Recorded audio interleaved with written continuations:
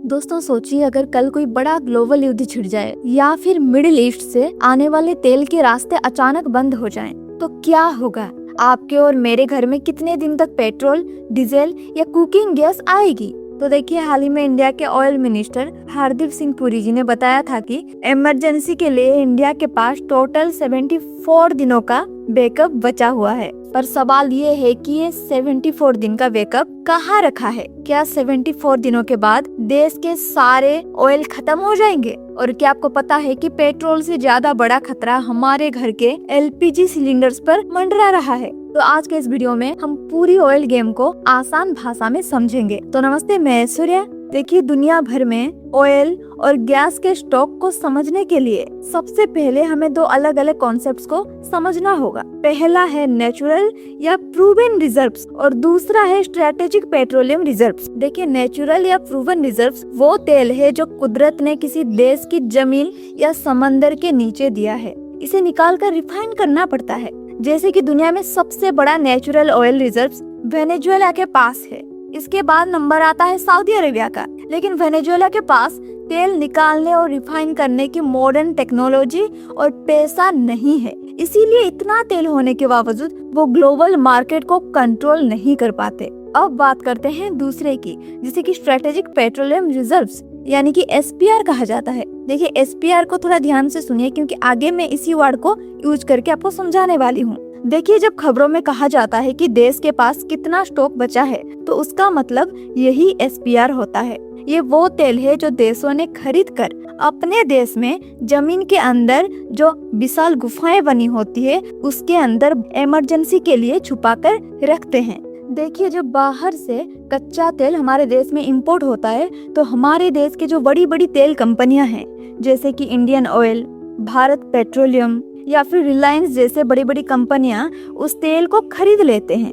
ये तेल आते ही सीधा इनकी फैक्ट्रीज के कॉमर्शियल स्टोरेज टैंक्स में जाता है और वहां से तुरंत रिफाइनिंग के लिए भेज दिया जाता है, जहाँ पे पेट्रोल, डीजल, एलपीजी ये सब बनता है। और ये एक डेली प्रोसेस है ताकि पेट्रोल पंप्स पर तेल हमेशा मिलता रहे। लेकिन दोस्तों, इमरजेंसी के लिए जो तेल स्टोर करके रखा जाता है वो अलग है। एसपीआर के लिए देश की सरकार अलग से तेल खरीदती है। जब इंटरनेशनल मार्केट में तेल का दाम सस्ता हो जाता है, तभी सरकार बहुत सारा तेल खरीद कर उन अंडरग्राउंड गुफाओं में सेव करके रख देती है। और ये तेल नॉर्मल दिनों में यूज नहीं होता। इसे सिर्फ वार, नेचुरल डिजास्टर या ग्लोबल सप्लाई चेन टूटने जैसे आफतों के लिए बचा कर रखा जाता है। और इन सब के अलावा सरकार के पास इमरजेंसी तेल इकट्ठा करने का एक और बहुत स्मार्ट तरीका है, और वो है एसपीआर में जगह किराए पर यानी रेंट पर देना। देखिए, मान लीजिए देश का एसपीआर एक बहुत बड़ा कमरा है और उस कमरे में थोड़ी सी खाली जगह बची है। ऐसे में सरकार दूसरे देशों की बड़ी बड़ी तेल कंपनियों से, जैसे कि यूएई की, दुबई की, इन कंपनियों से कहती है, देखो हमारा गोदाम बहुत सेफ है, तुम चाहो तो अपना तेल यहाँ रख लो और हमें रेंट दे दो। इसमें क्या होता है, बाहर की कंपनी को सेफ स्टोरेज मिल जाती है और इंडिया का भी फायदा हो जाता है। वो कैसे? देखिए, सरकार इसमें एक शर्त रखती है, अगर कल को कोई युद्ध छिड़ जाए या कोई इमरजेंसी हो जाए, तो उस समय अगर हमारे देश में तेल की कमी हुई, तो इस गोदाम में रखे हुए तुम्हारे तेल पर सबसे पहला हक हमारी सरकार का होगा। यानी सरकार ने खाली जगह से रेंट भी कमाया और बिना अपना पैसा लगाए इमरजेंसी के लिए थोड़ा और तेल रिजर्व कर लिया। और हाँ, देखिए, एक अंतर्राष्ट्रीय संस्था है IEA यानी इंटरनेशनल एनर्जी एजेंसी।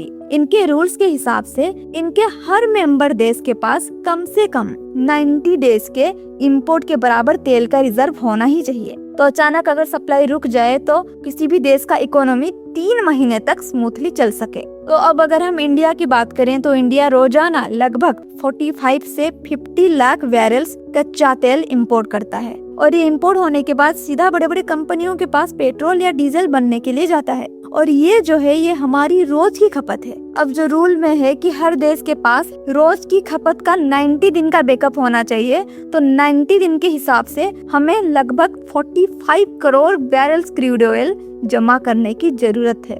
जिससे कि किसी भी इमरजेंसी पे उन जमा किए गए तेल में से रोजाना 45 से 50 लाख बैरल्स ऑयल निकाल के 90 दिनों तक यानी 3 महीने तक यूज किया जा सके। पर रियलिटी क्या है? देखिए, इंडिया की जमीन के अंदर जो गुफाएं हैं यानी एसपीआर में अभी सिर्फ 3.9 करोड़ बैरल्स ऑयल यानी कि 390 लाख बैरल्स ऑयल जमा करने की कैपेसिटी है, जो सिर्फ 9 से 10 दिन के इंपोर्ट के बराबर है। अभी आप सोचेंगे अगर अंडरग्राउंड गुफाओं में सिर्फ 9 दिन का तेल है तो सरकार जो 74 दिन के बैकअप का दावा करती है वो कैसे हुआ? अब देखिए, जो 9 दिन का तेल है वो तो सरकार का अपना पर्सनल इमरजेंसी बैकअप है, लेकिन इंडियन ऑयल, भारत पेट्रोलियम और रिलायंस जैसी कंपनियों के पास भी अपनी फैक्ट्री में बड़े बड़े कॉमर्शियल टैंक्स होते हैं। इन टैंक्स में, समंदर में और इंडिया की तरफ आ रहे जहाजों में हमेशा लगभग 64 से 65 दिन का तेल मौजूद रहता है। तो अगर हम इन सबको जोड़ दें तो टोटल 74 दिन होता है। यानी अगर आज बाहर से तेल आना बंद हो जाए तो देश पहले कंपनीज वाला स्टॉक को यूज करेगा और जब वो भी खत्म होने लगेगा तभी आखिरी हथियार के रूप में सरकार अपनी गुफाओं का इमरजेंसी लॉक खोलेगी। लेकिन दोस्तों, क्या 74 डेज के बाद तेल बिल्कुल जीरो हो जाता है? ऐसा बिल्कुल नहीं। देखिए, सरकार हमें वो तेल नॉर्मल स्पीड में यूज करने यानी खर्चा करने कभी नहीं देगी।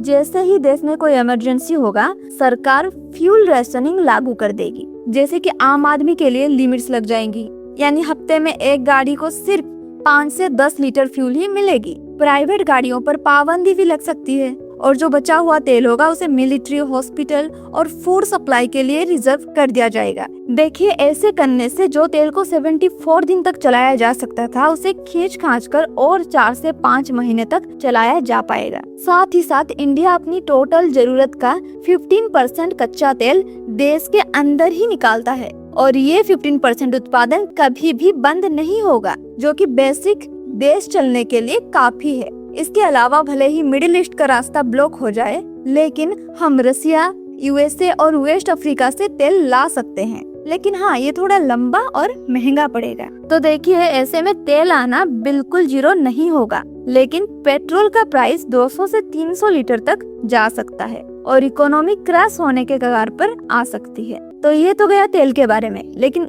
अभी बात करते हैं हमारे भारत के लिए जो सबसे बड़ा डेंजर है, यानी कि एलपीजी, जो कि हमारी रसोई गैस है। हमारे पास कच्चा तेल का तो 74 डेज का बैकअप है, लेकिन इंडिया के पास एलपीजी का कोई भी स्ट्रेटेजिक रिजर्व्स नहीं है। हमारा लगभग 85% एलपीजी डायरेक्ट मिडिल ईस्ट से आता है, खासकर स्ट्रेट ऑफ हॉर्मुज़ के रास्ते से। अगर शिप्स वहाँ पे लंबे समय तक फंसे रहे तो सबसे पहले हमारे देश में गैस सिलेंडर की सप्लाई रुक जाएगी और इसका कोई लंबा बैकअप ना होने की वजह से इसके दाम भी ब्लैक मार्केट में आसमान छू लेंगे। इसीलिए जब भी मिडिल ईस्ट में टेंशन बढ़ती है तो सरकार और आम आदमी दोनों के लिए सबसे बड़ी चिंता पेट्रोल से ज्यादा एलपीजी की होती है। सिलेंडर खत्म हो रखा है सर। हाँ, सर फैमिली वाले दिक्कत हो रही है, खाना नहीं मिल रहा है सर। आ रहे तो पब्लिक नहीं आ रहा है। पब्लिक कैसे आएगा? खाने का रेट बढ़ रहा है। खाने के रेट पे 10 रुपए बढ़ा रहे तो कस्टमर भाग रहे, खाने कोई खा नहीं रहे। आदमी सोच रहा है महंगा हो गया। मैं बोल रहा भाई सिलेंडर तो महंगा हो गया, 3000 रुपए का दे रहा है, क्या करूँगा? अब जो सिलेंडर है अभी वो चला करके बंद कर देंगे दुकान। पहले कितने का सिलेंडर मिलता था? पहले मिलता था 1050 का, अब 3000 का हो गया। ब्लैक में खरीदे? ब्लैक में। तो दोस्तों, आशा है अब आप समझ गए होंगे कि ग्लोबल ऑयल गेम कैसे काम करता है। तो अगर वीडियो इन्फॉर्मेटिव लगी तो वीडियो को लाइक करें, चैनल को सब्सक्राइब करें और इस वीडियो को शेयर जरूर करें। मिलते हैं अगली वीडियो में। जय हिंद।